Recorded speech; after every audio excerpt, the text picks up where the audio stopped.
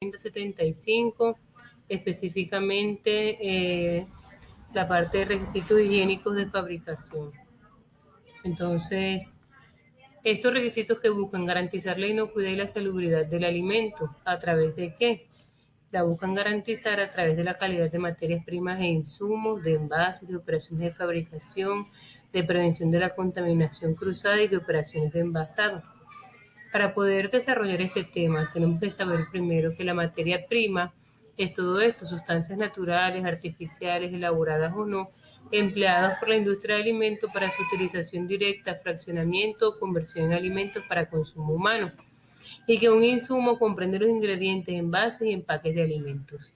Es decir, que las materias primas están contenidas dentro de los insumos. Estas definiciones fueron tomadas del Decreto 3075 de 1997. Podemos ver entonces que una buena calidad de una materia prima me va a asegurar un producto de calidad. Ahora, en cuanto a las materias primas e insumos que me pide la norma, 1. Que la recepción de las materias primas se realice en condiciones que eviten su contaminación, alteración y daños físicos. Entonces yo les coloqué aquí un ejemplo. Suponiendo que vamos a hacer una recepción de materia prima y está lloviendo, debo hacerlo en este caso bajo techo para evitar que las lluvias puedan dañar mi materia prima. Las materias primas deben ser inspeccionadas antes de su uso. Para eso las empresas deben cumplir con algo que se conoce como criterios de aceptación y rechazo, en donde se determina la calidad de los productos que yo voy a recibir. Además, estas materias primas deben clasificarse y someterse a análisis de laboratorio cuando sí sea requerida. Estos análisis de laboratorio son específicamente análisis microbiológicos que puede realizarlos o el proveedor, que es quien me está vendiendo a mí la materia prima, o la empresa de alimentos que los está recibiendo. Se pueden llegar a presentar los dos casos, que los análisis los realice tanto el proveedor o que los realice la empresa de alimentos, con el objetivo de que determinar que las materias primas cumplan con las especificaciones de calidad. Ahora, cuando sea necesario que las materias primas se sometan a limpieza, estas deben hacerse con agua potable, porque de nada nos sirve recibir materias primas de calidad y después vamos a hacer un lavado de las mismas con agua que no sea potable. Además nos dice que debemos controlar procesos de descongelación de materias primas, aquellas que requieran ser descongeladas para su uso, como por ejemplo carnes que hemos recibido congeladas. Este proceso de descongelación debe hacerse controlado y normalmente se realiza una descongelación por refrigeración. En cuanto al almacenamiento adecuado de las materias primas, esto debe incluir almacenarse en humedad adecuada, en humedades controladas. Por ejemplo, yo no puedo almacenar materias primas susceptibles de contaminarse fácilmente, como por ejemplo harinas, panes en ambientes de alta humedad porque van a proliferar hongos. Igual sucede con las frutas. Además, aquellas que deban refrigerarse en su almacenamiento se deben hacer, por ejemplo, frutas, verduras, embutidos, lácteos, etc.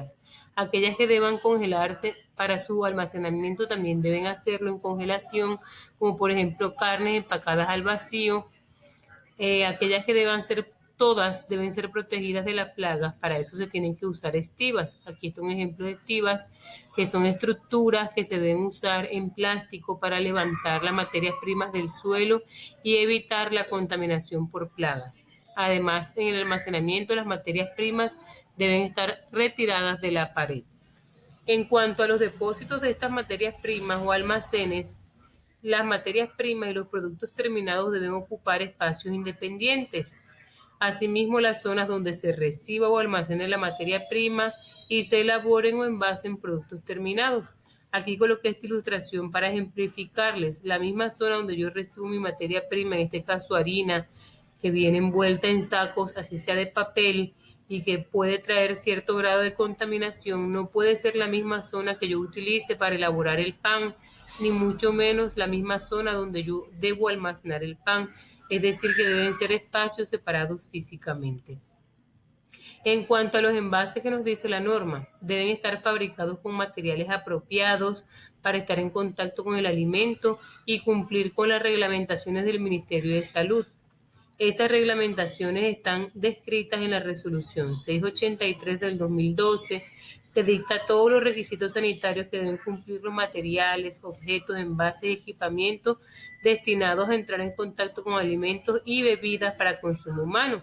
Los materiales para envasar alimentos pueden ser plásticos o pueden ser de cartón o pueden ser cualquier otro tipo de envase. De todos modos, esta resolución reúne todos los requisitos sanitarios que deben cumplir, encaminados básicamente a que los materiales que se utilicen no tengan migración o traslado de sustancias tóxicas desde el envase hasta el alimento, como por ejemplo metales, y también a que estos envases sean estériles, es decir, que no tengan carga microbiana.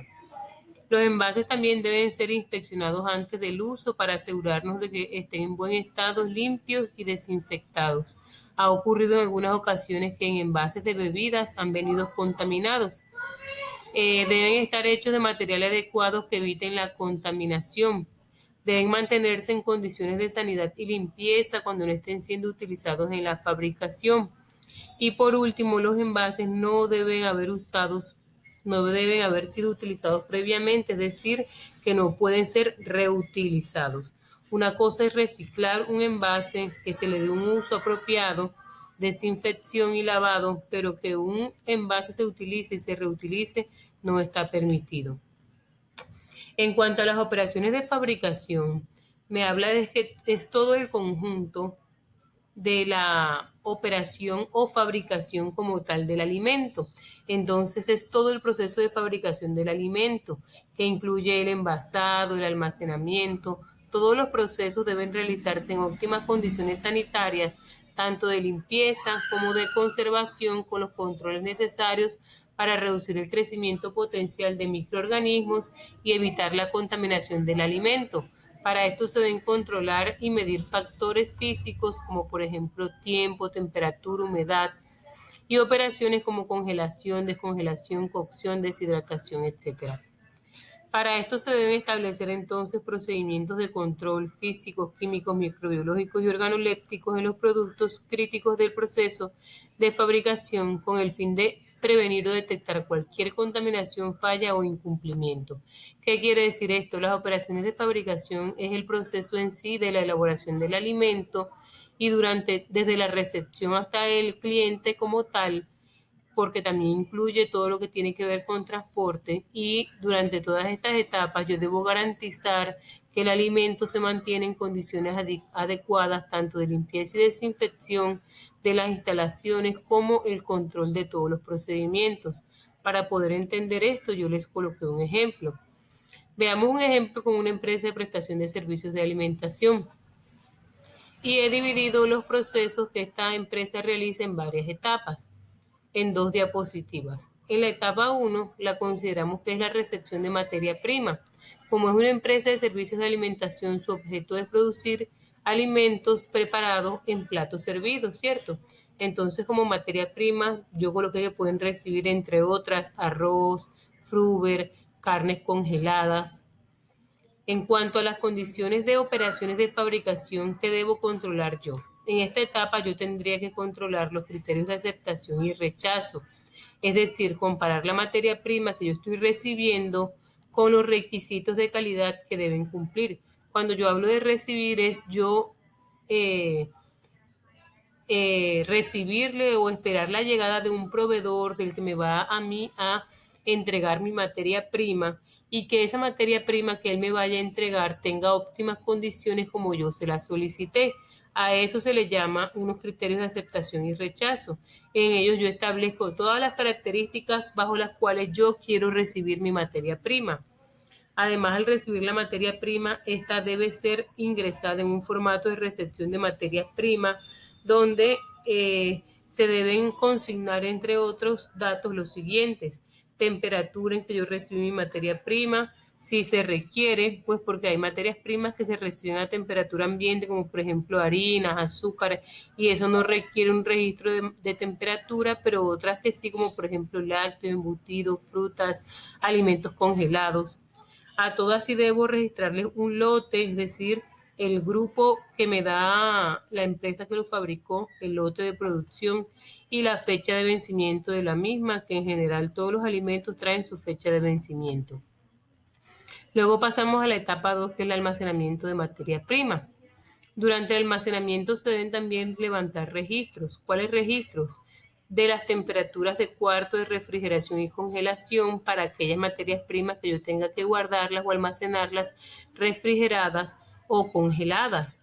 Durante este tiempo que las materias primas permanezcan almacenadas en los cuartos de refrigeración o congelación, cuartos o neveras, yo debo llevar registros de las temperaturas que estos cuartos reflejan con el objeto de monitorear o controlar este factor físico por si llega a haber alguna falla de los cuartos, pueda detectarla a tiempo y con esto no daño mi materia prima y tampoco este daño me puede llegar a afectar si no lo monitoreo el producto final.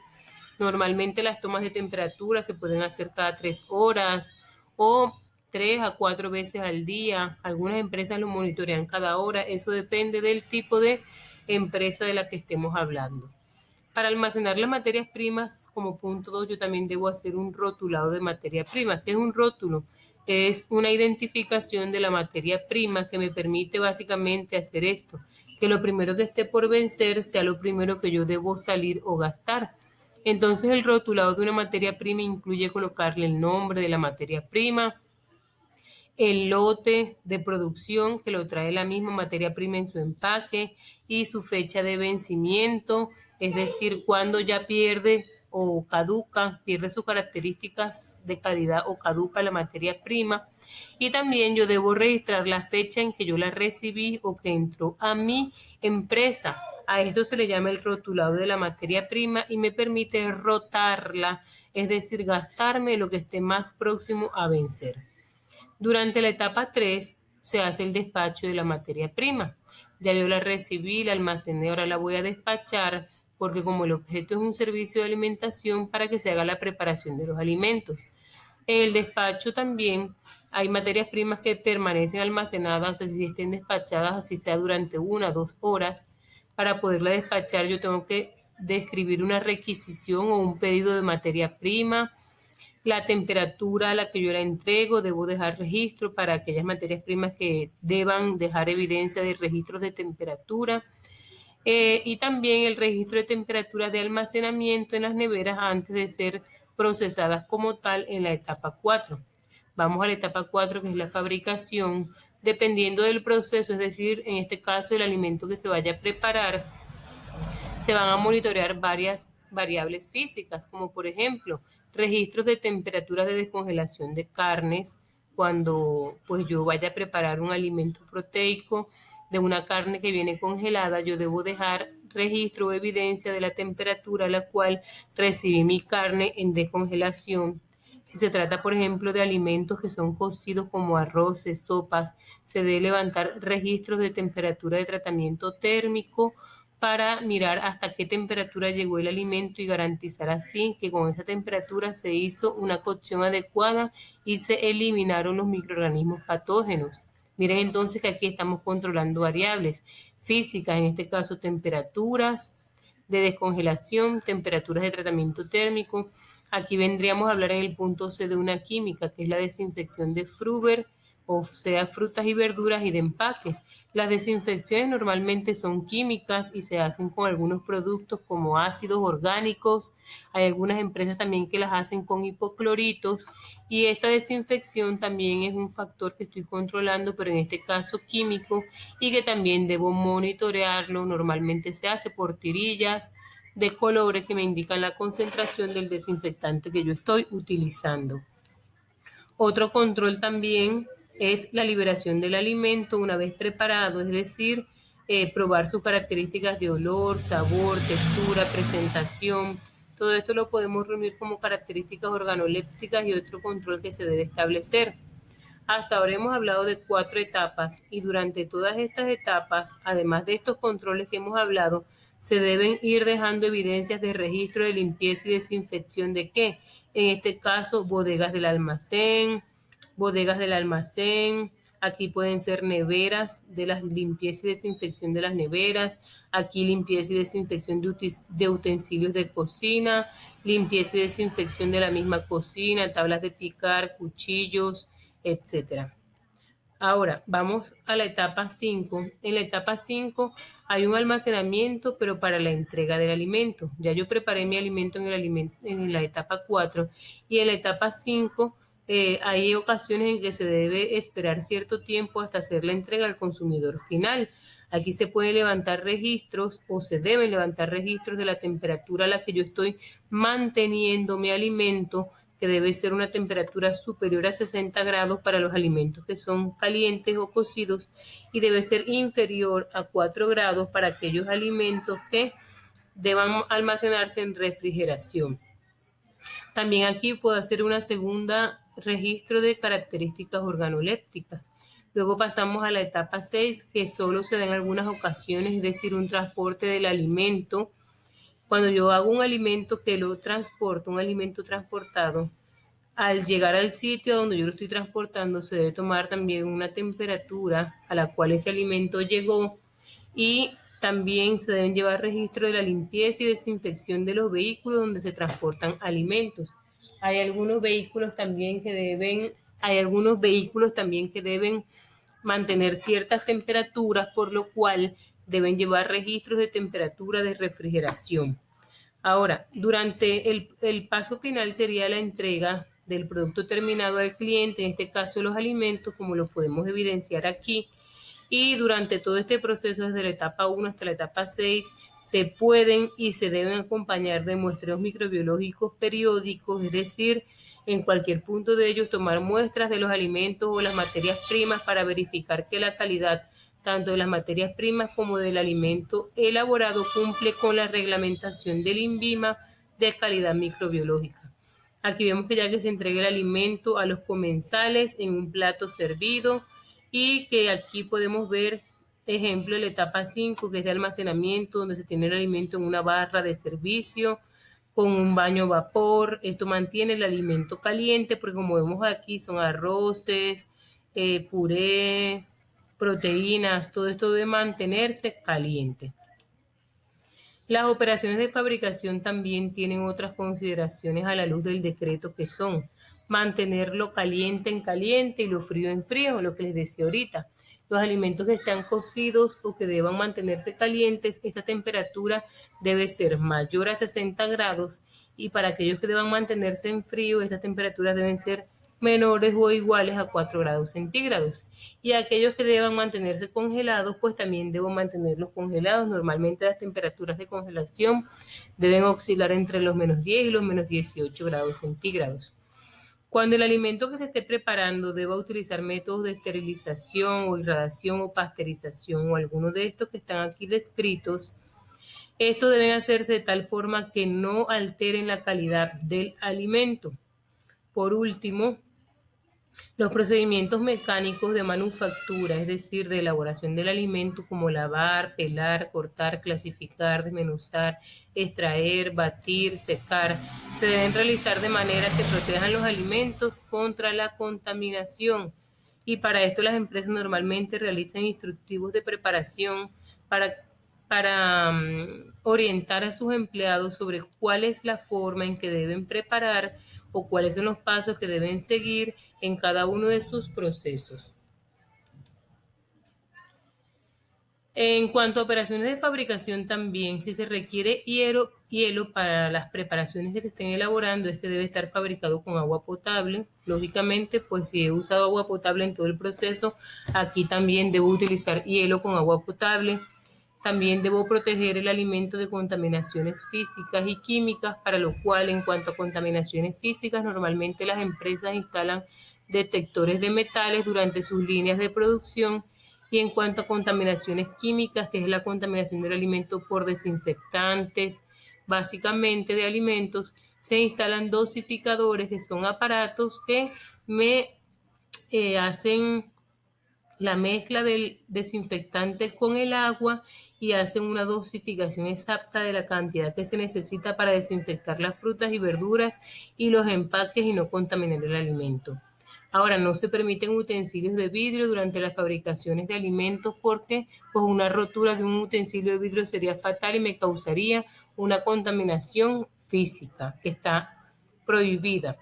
Ahora, en cuanto a productos devueltos por fallas de calidad, cuando se hace una recogida en el mercado y se hace una devolución de estos alimentos a la empresa que los fabricó, estos no deben ser reprocesados, es decir, yo no debo llegar y si me devolvieron queso en mal estado, yo no puedo fundirlo nuevamente y elaborar nuevamente queso para vender porque está prohibido por la ley en el decreto 3075.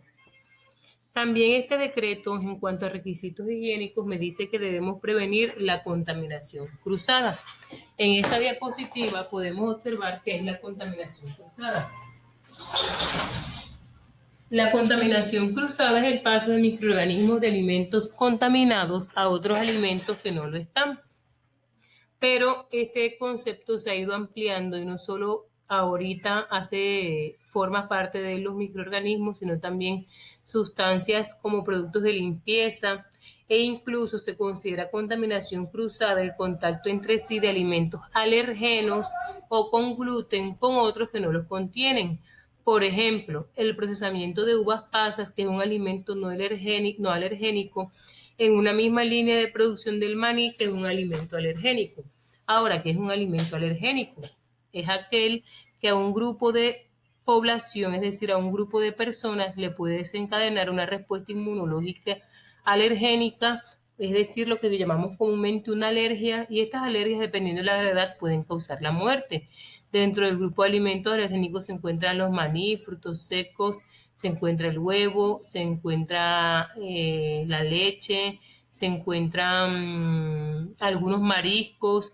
Entonces, este tipo de contaminación cruzada también abarca que yo ponga en contacto alimentos no alergénicos con alergénicos. ¿Por qué? Porque se pueden pasar de un alimento a otro. La contaminación cruzada puede ser de dos tipos, directa o indirecta. La directa es cuando coloco directamente o en contacto directo el alimento contaminado con un alimento sin contaminar.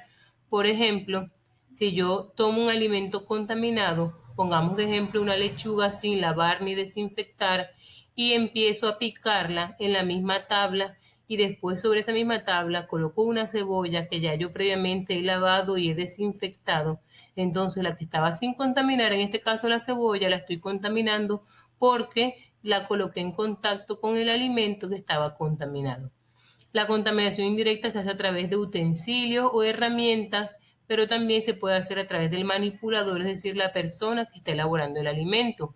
Y consiste en colocar en contacto alimentos sin contaminar con utensilios sucios o con una mala manipulación. Entonces, por ejemplo, ejemplo de esta contaminación es que yo tome y utilice un mismo cuchillo para picar un pan, que es un alimento sin contaminar, un pan que ya esté horneado, bien producido, y después lo coja y con el pique un alimento contaminado, como por ejemplo una carne cruda, o que haga al revés, cojo la carne cruda, la pico y después pico el pan, yo estoy trasladando la contaminación de la carne al pan como tal. Entonces, por el uso de utensilios se pueden generar contaminación cruzada no solo de microorganismos, sino también de sustancias alergénicas. Y el manipulador, obviamente, al manipular sustancias con alta carga microbiana y después sustancias con baja carga microbiana, también está contaminándolo, está siendo un agente causante de contaminación cruzada. ¿Cómo ocurre? Durante la preparación debido a manos, utensilios o equipamiento mal lavado. Durante el almacenamiento, si no separamos bien las comidas preparadas de las frescas. Entonces, si yo cumplí con todos mis requisitos de calidad, pero al momento de almacenar los alimentos, los almacené mal, coloqué en la parte superior de la nevera un pescado crudo y ese pescado empieza a escurrir sanguaza y me cae en mi ensalada que yo antes lavé y desinfecté previamente todos los ingredientes, entonces no estoy haciendo nada porque hice un mal almacenamiento y estoy generando contaminación cruzada. Ahora, ¿cómo podemos evitarlo? Manteniendo una higiene personal adecuada, lavándonos las manos siempre antes de cocinar. Esto pues en las empresas de alimentos también cada cambio de actividad, cada vez que vamos al baño, etcétera. Lavar siempre las frutas y verduras, no reutilizar los platos sin lavar ni ningún utensilio de cocina, mantener las tablas de cortar y los cuchillos limpios, almacenar los alimentos por separado. Incluso para los almacenamientos en nevera hay unos estándares donde se deben almacenar siempre en la parte superior los alimentos menos contaminados y siempre en la parte inferior todo lo que son carnes crudas que están contaminadas. ¿Cuándo existe contaminación cruzada además? Cuando cualquier alimento apto para el consumo entra en contacto con gluten o con una sustancia alergénica lo convierte en no apto para su consumo. Entonces aquí tenemos un ejemplo, está un guiso con gluten y se revolvió con un cucharón. Ahora, si utilizamos el mismo accesorio de cocina para revolver un guiso que no contiene gluten, estamos contaminando, estamos ejerciendo contaminación cruzada. Otro ejemplo, en una freidora freímos alimentos que contienen gluten y después utilizamos el mismo aceite para freír productos sin gluten. Como estamos utilizando el mismo aceite, también existe contaminación cruzada. Entonces las empresas deben hacer incluso cambios de aceites entre una fritura y otra para evitar esto. También al compartir tostadoras, se pueden ir migas de un alimento con gluten a otro que no tenía. Al compartir tablas y cuchillos de picar, todos estos son ejemplos de contaminación cruzada. Para evitar entonces la contaminación cruzada tenemos que evitar el contacto directo o indirecto entre la materia prima y el producto terminado. También en cuanto a los manipuladores o preparadores de alimentos deben hacer un cambio de indumentaria y tomar las medidas higiénicas que sean necesarias para evitar el riesgo de contaminación entre un proceso de fabricación y otro. Todos los equipos y utensilios que hayan entrado en contacto con materias primas o material contaminado deben lavarse y desinfectarse cuidadosamente antes de ser nuevamente utilizados. En muchas empresas utilizan esto que está aquí, que se llama tablas con códigos de colores. ¿Qué es una tabla? Es una superficie plástica de colores diferentes. ¿Por qué? Porque cada color se utiliza para un alimento diferente y así evitar esa contaminación. Entonces, normalmente las tablas rojas se utilizan para carnes rojas crudas que tienen su contaminación, las amarillas para carnes blancas como pollo, las azules para pescados y mariscos, las frutas y vegetales, las verdes para frutas y vegetales, las marronas para productos cocinados o marronas o vino tinto y las blancas para pastas, quesos, pan e incluso para embutidos.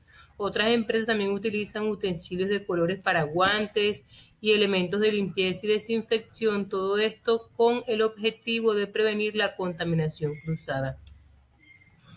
Por último, también estos requisitos higiénicos de preparación nos hablan de las operaciones de envasado. ¿Qué es el envasado? Pues es ya el empaque como tal del alimento en lo que vamos a entregarlo al cliente. Para esto el envasado debe hacerse en condiciones que excluyan la contaminación del alimento. Debo hacer las operaciones de envasado identificando lotes. ¿Y qué es un lote? Una cantidad definida de alimentos que fue producida bajo condiciones esencialmente idénticas, es decir, la misma temperatura, los mismos ingredientes, fue una misma línea de producción, etcétera.